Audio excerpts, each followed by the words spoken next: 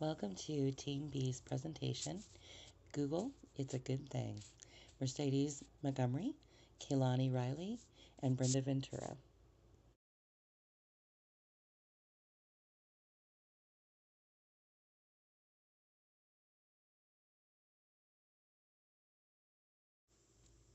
The founders of Google, when they met at Stanford, took on a project that was near to both their hearts.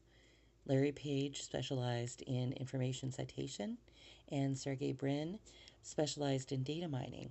Putting the two together, with their original intent to assist with research papers at Stanford University, created an HTML based search engine that relied on all of the mathematical equations that they held so dear. The initial version of Google was released in August of 1996 on the Stanford campus with the name of Backrub.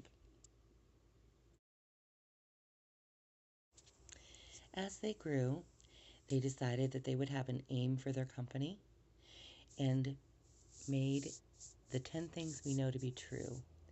They made that within a few years of Google's inception, and they go back on it from time to time to make sure that they're following what they set out for their intention as a company. Number one, focus on the user and all else will follow. Since the beginning, we focused on providing the best user experience possible. Whether we're designing a new internet browser or a new tweak to the look of the homepage, we take great care to ensure that they will ultimately serve you rather than our own internal goal or bottom line. Number two, it's best to do one thing really, really well. We do search. With one of the world's largest research groups focused exclusively on solving search problems, we know what we do well and how we could do it better.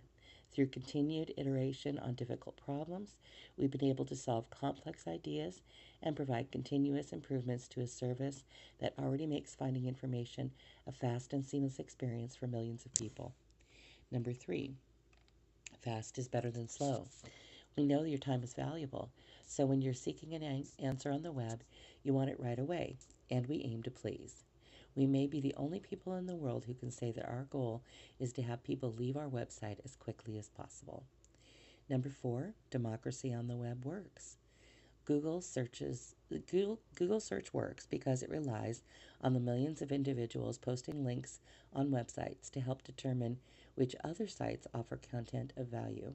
We assess the importance of every web page using more than 200 signals and a variety of techniques, including our patented PageRank algorithm, which analyzes which sites have been voted by website visits to be the best sources of information by other pages across the web.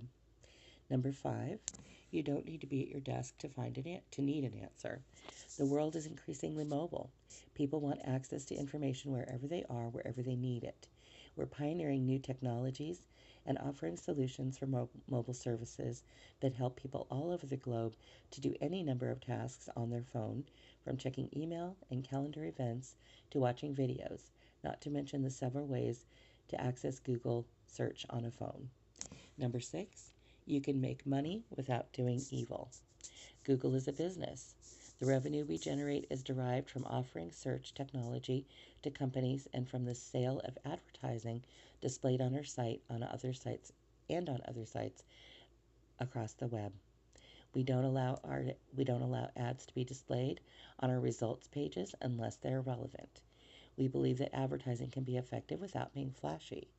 Advertising on Google is always clearly identified as a sponsored link. Number seven, there's always more information out there. Once we'd indexed more of the HTML pages on the internet than any other search service, our engineers turned their attention to information that was not as readily accessible. And then the number eight, the need for information crosses all borders. Our company was founded in California, but our mission is to facilitate access to information for the entire world in every language. Number nine, you can be serious without a suit. Our founders built Google around the idea that work should be challenging and the challenge should be fun. We believe that great creative things are more likely to happen with the right company culture, and that doesn't just mean lava lamps and rubber balls.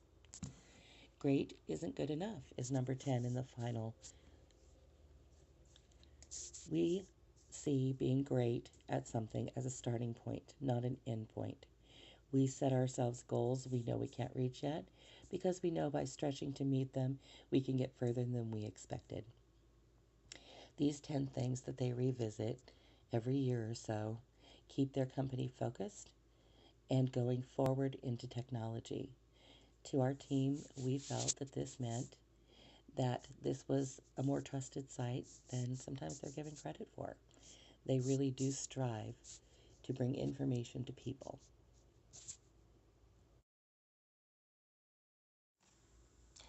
Who uses Google?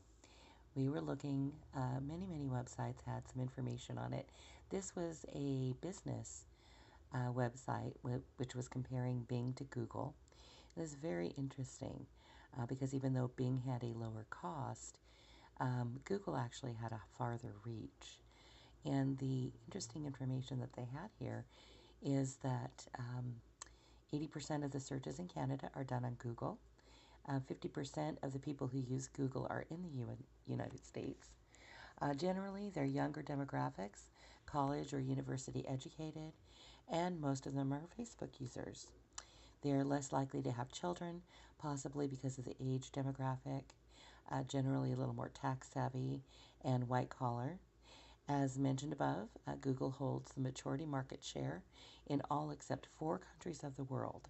So reaching all different languages and target markets is possible on Google.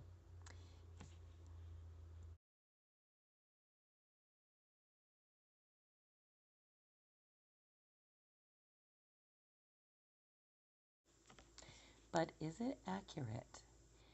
Going over some of the ways to determine its accuracy, these were the 5 main characteristics of an accurate website. Is the information reliable and free from error? Information that is full of spelling, grammatical, or other proofreading errors comes across as unprofessional and unpolished, therefore unreliable. While 1 or 2 small typos are generally forgivable, sites that have many of them or weird grammar or punctuation errors is a sign that the person who wrote the information is not a professional. Additionally, the information itself should be correct and not faulty or wrong. If you're not sure if the information is correct, do a search for the information and see what others have to say. If the vast majority agree, then it's likely that the information is correct. Number 2, is a bibliography included to verify the information? If a site cites other sources, a bibliography, works cited, or reference page, a section should be included so others can verify the information that was used in the site is correct and responsible. As a bonus, you can use that reference section to find more sources for your own paper, which we actually used with the Wikipedia site. Number 3, is it clear who's responsible for the accuracy of the materials? Does the author say who looked over the information, especially if the author is citing from other sources? If there's no claim made to the accuracy of the material presented, how can you know if the information is correct? Number 4, are there links to other reliable sources? If the site links you to go to other places to get information, then the author is being responsible in acknowledging that his site is not the only place to get the information. It is important to get different sources of information so that you can see if there are any discrepancies or errors. Number 5, if statistical material is included, are the sources for these materials clearly stated? Statistics can be easily manipulated to show the outcome the author desires and therefore are not always reliable unless the author states how many people were surveyed, what questions were asked, how the results were interpreted, and why that sampled survey is a fair and honest representation of the population the survey is speaking for. If the author does not tell you this information, then he should include a link to the site where the survey information came from. If there's no link, or if the site where the survey came from does not provide this information, you should treat the statistics as suspect.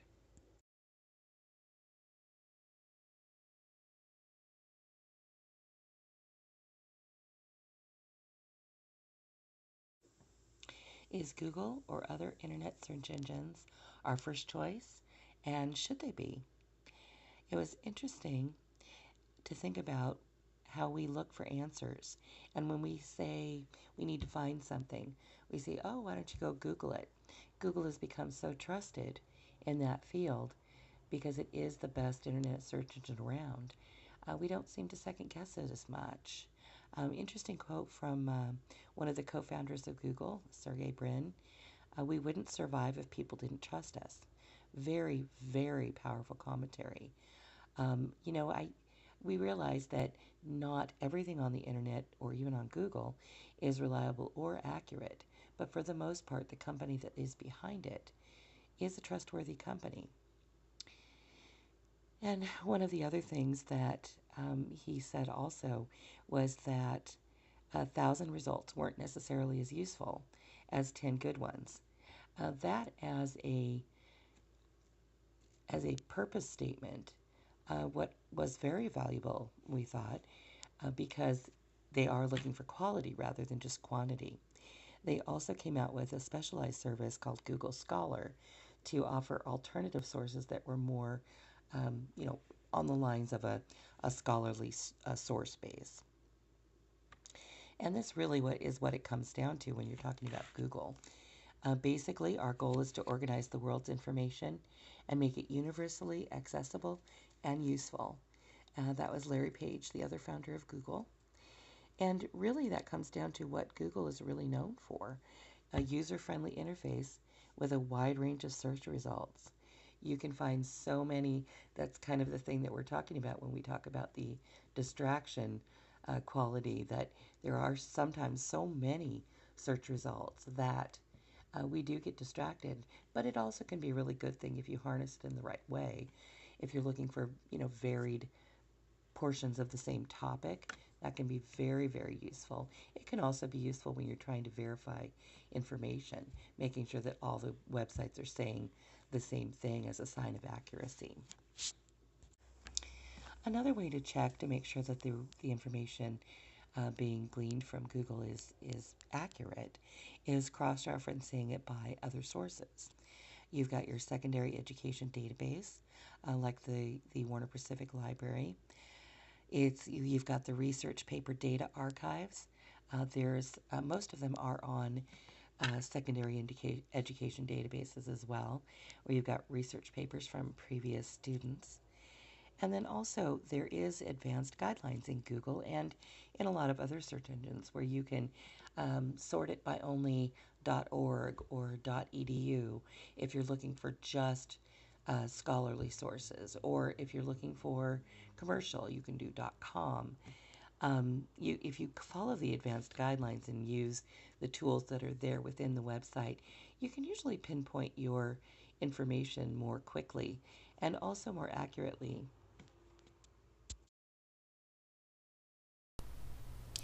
While being a productive member of a team, you can achieve many more things than you could as an individual completing a task. You will also have a more holistic view of the situation by achieving your goal in a group setting. We discussed how dependability in a team can vary from person to person individually or as a team. We discussed how a football team is made up and how each player and specific groups rely on one another to complete one united task. Lastly, we went over what we learn and how we grow as being a productive part of a team. What did you learn, and how can you apply this to your next team activity? Please enjoy this clip from Remember the Titans to see how fun it can be to be part of a team. In this class's discussions, we've talked about how Google has changed the way we learn and read.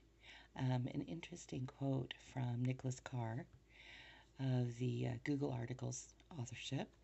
The net's interactivity gives us powerful new tools for finding information, expressing ourselves, and conversing with others. It also turns us into lab rats, constantly pressing levers to get tiny pellets of social or intellectual nourishment, which is kind of interesting. That's from his writings, The Shallows.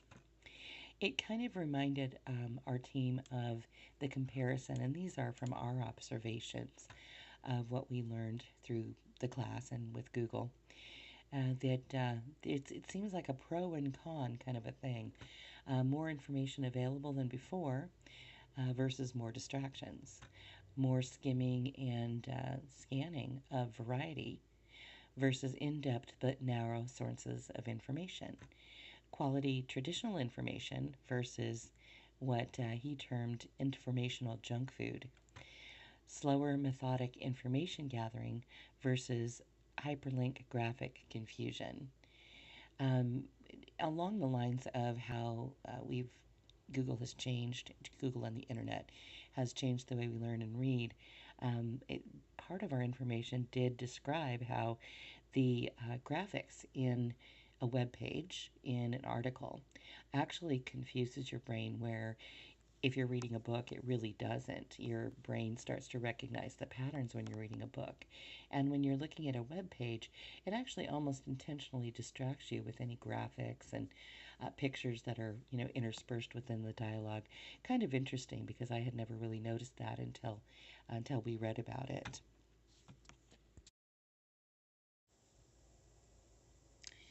Has Google changed the way we see the internet? We felt that there was definitely some changes of the internet way of learning than before. The quote from Carl Nur that Mercedes found was, yes, our new ready access to information has definitely allowed us to spread wide and by definition somewhat thinner. And while discovery can come from going deeper in the narrow stovepipe of just one area, it can also come from going wide and seeing multidisciplinary connections that have never been seen before. That's by Carl Nur in The Death of Depth.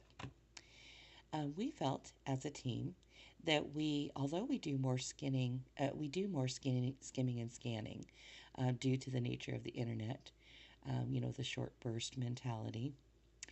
But we also realized that speed reading sources can be a good thing for productivity, for looking at different views of the same source that you may not get from just one source of information. That it is not necessarily meant to be used all the time, but they have become the go-to resource. And then we also agreed that the close reading used to be the norm. Now we have to work harder when it's necessary to look at these larger works and these larger articles and even books. Although in the long run, Google has opened up a brand new world of information for most people, and we agree that this is a very good thing. And Google has actually lent a specific brand of legitimacy to the internet. For a very long time, the internet was a very wild place.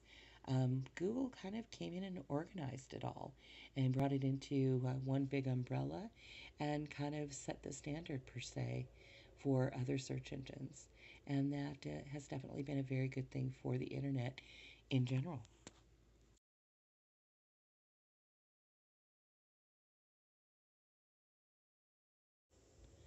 We as a team have decided that we love Google. We do feel that Google is a trusted source when used cautiously and carefully. We also feel that it is one of the most respected search engines out there. There is another alternative, though, and this is kind of an interesting take on things. Please enjoy the next video about Firefox.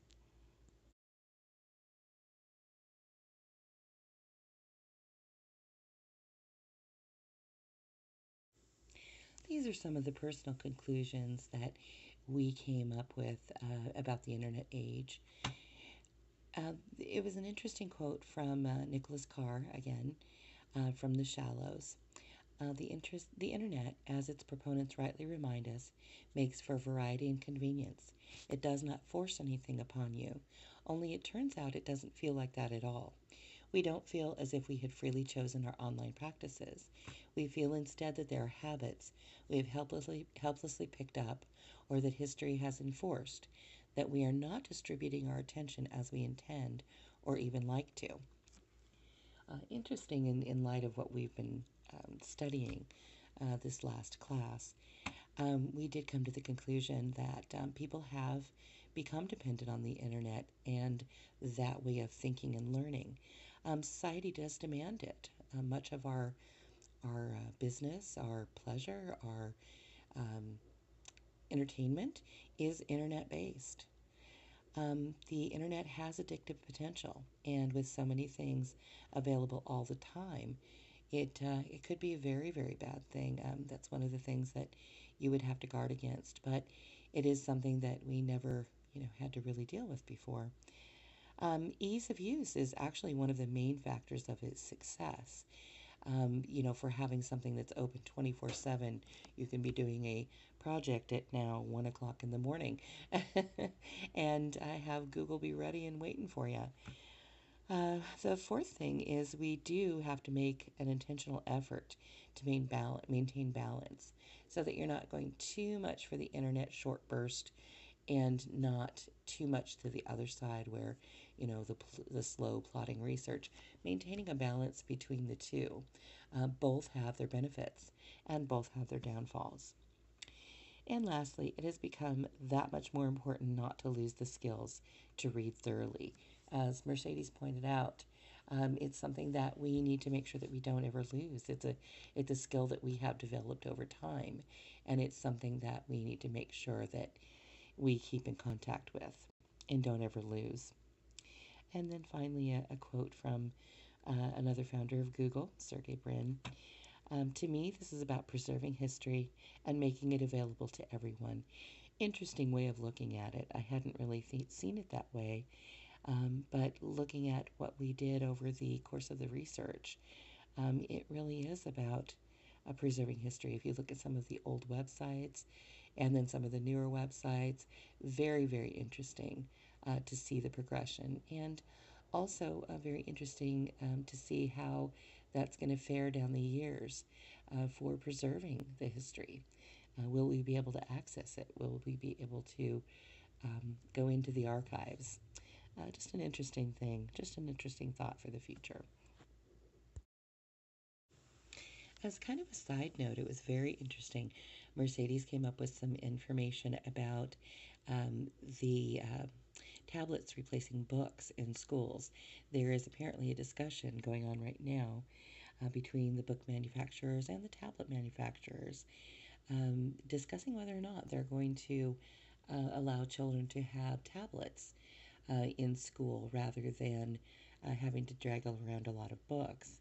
The pros and the cons are kind of obvious. The pros for the tablets, they're lighter than the textbooks. They can store hundreds of books, decreased printing costs, increased interactivity and creativity. Digital textbooks would be less expensive than the print textbooks. All really, really good pros on the tablet side. The cons would be that they would obviously be more initially expensive and replacement costs, too distracting for students because of things like social media, too easily broken, too expensive to fix, time consuming to fix. Um, they also, there's not a lot of research yet, but they do believe that tablets may contribute to eye strain, headaches, or blurred vision.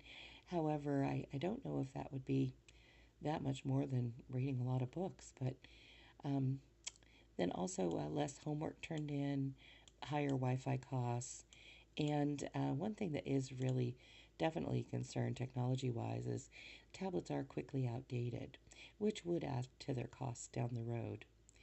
Kind of an interesting thing to think about, really. What do you think? So, in conclusion, we really have come to believe that Google has changed the way we use the internet. Google has made information available to the common man. Google has made innovation the norm, not the exception. And Google has changed the way we view the internet. The internet can be an invaluable source if you use it wisely. We feel that Google is a very good thing, and it really has changed the way we do view the internet, as evidenced by everything that we presented. We still have, however, no matter how much these sources do change our lives and change the way we do things, we still have the choice to use the tools available to us, and we still have our own responsibility to maintain a balance in our own lives. Well, thank you very much for listening to our presentation, and just as a little bit of fun, fasten your seatbelts and see what technology Google's taking over next.